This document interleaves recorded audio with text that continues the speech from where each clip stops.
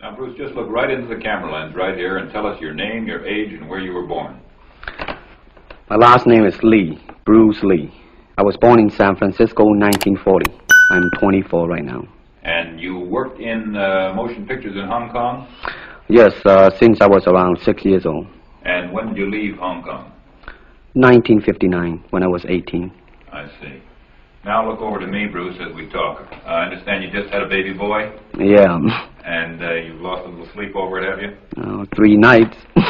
And tell the crew what time they shoot the pictures in Hong Kong. Well, it's mostly in the morning because it's kind of noisy in Hong Kong, you know, around 3 million people there. And so every time when they have picture, it's mostly, say, around 12 a.m. to 5 a.m. in the morning. I see. They'd love that there. And you went to college in the United States? Yes. And what did you study?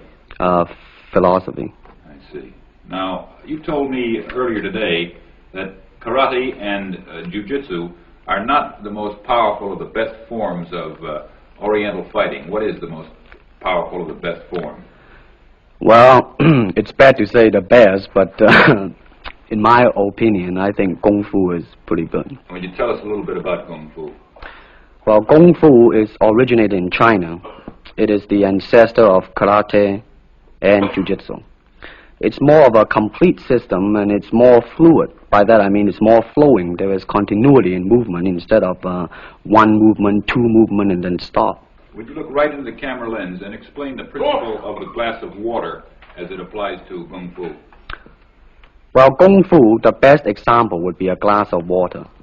Why? Because water is the softest substance in the world, but yet it can penetrate the hardest rock or anything, granite, you name it. Water also is insubstantial. By that I mean you cannot grasp hold of it. You cannot punch it and hurt it. So every Kung Fu man is trying to do that, to be soft like water and flexible and adapt itself to the opponent. I see. What's the difference between a Kung Fu punch and a karate punch? Well, a karate punch is like an iron bar, whang. A Kung Fu punch is like an iron chain with an iron ball attached to the end, and it go whang, and it hurt inside. Okay. Now we're going to cut, and in just a second we'll have you stand up and show us some Kung Fu and some movements in Kung Fu. Okay. Cut. Got it. Okay. Test X2, take 1. Speed. Now look directly into the camera, Bruce. Directly at it. And now give me a 3/4 this way. And hold it. And give me a profile that way, all the way.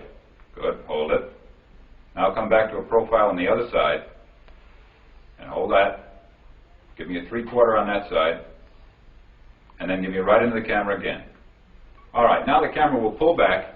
And Bruce, first show me the movements in the classical Chinese theater. Classical Chinese Well, theater. you know what we talked about in the office. How they walk and how they start to move. Well, in Chinese opera, they have the warrior and then the scholar.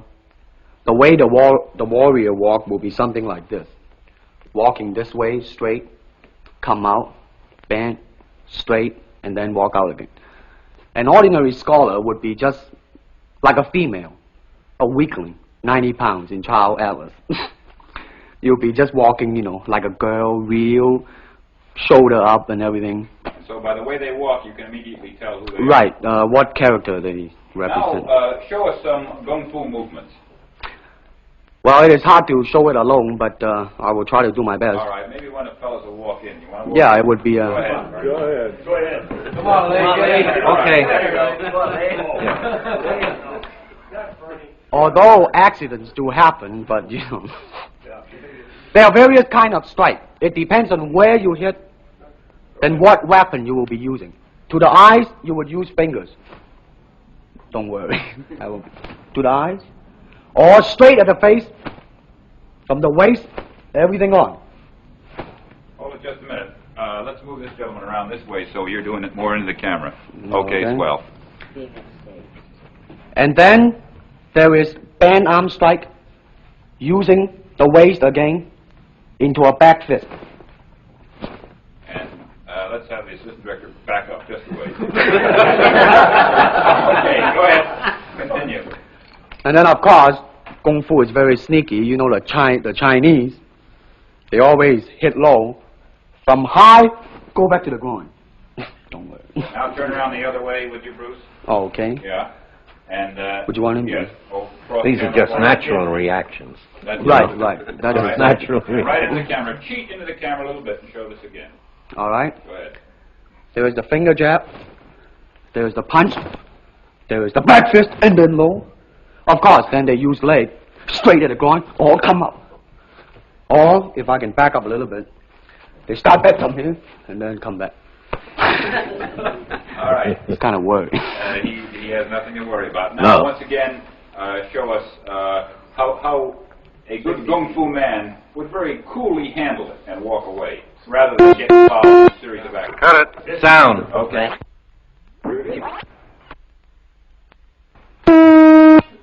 Test X2, take 2.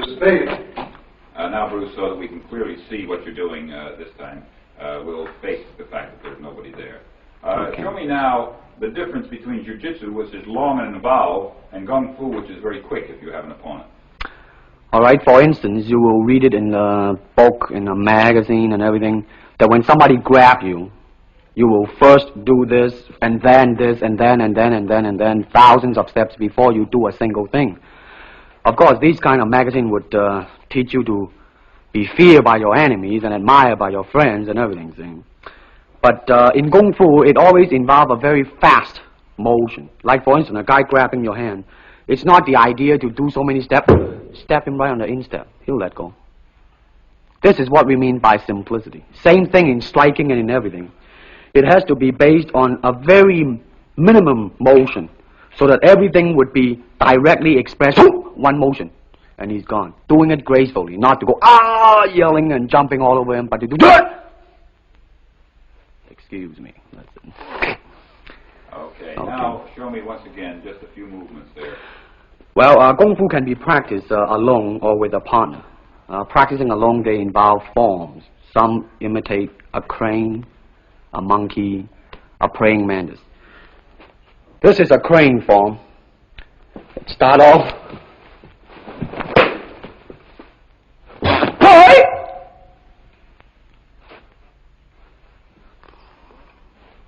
This is one of the movement involved.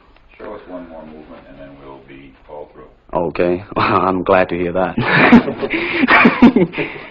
They have the tiger that start like a tiger, using claw to claw the face, or the beak of the crane to the eyes move.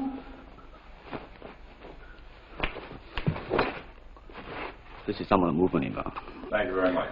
Thank you very much.